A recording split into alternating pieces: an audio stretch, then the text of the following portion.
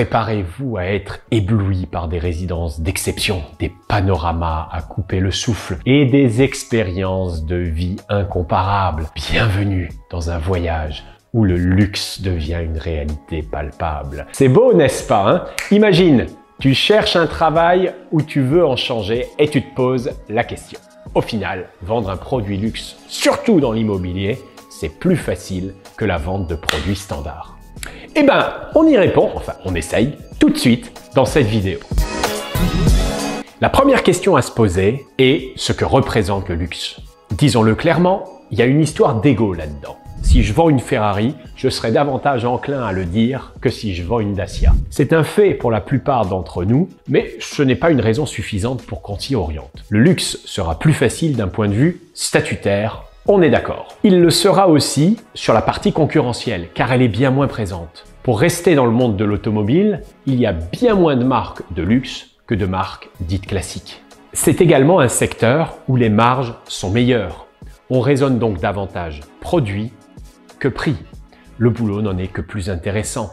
Les moyens sont également plus importants. Prenons cette fois-ci le secteur de la restauration. Dans un étoilé, le personnel est en nombre et permet de faire un travail de qualité.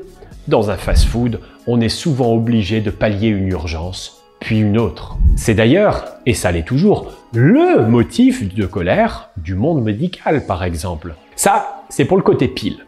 Côté face, on a l'exigence, pour ne pas dire le côté suffisant ou parfois insolent des clients. Tout leur est dû et certains vous prennent, pardonnez-moi le terme, pour une sous-merde. Il faut pouvoir l'encaisser psychologiquement. Pour la rapidité, on partira globalement sur des cycles très longs, même si on voit certains achats de riches se faire sur un coup de tête. Globalement, on fait plus de qualité, donc moins de volume. Les amateurs du one-shot risquent d'être largement déçus. Et puis, le luxe ne laisse pas le droit à l'erreur. Il faut donc être surcompétent. D'après vous, les meilleurs sommeliers sont-ils dans les 3 étoiles ou dans des restaurants de village? Les meilleurs coachs sont-ils dans les meilleurs clubs ou dans des clubs amateurs? Et il n'y a pas de mystère. Et plus que des compétences, c'est également du savoir-être dont il faut disposer. Je profite de ce dernier point pour conclure. La technique, ça s'apprend vite. Changer sa personnalité, c'est pas du tout la même histoire. La première question à se poser est de savoir qui on est. Ça, on peut d'ailleurs le découvrir ensemble. Pour durer, il faut savoir être économe et on n'a plus de facilité à faire quelque chose que l'on aime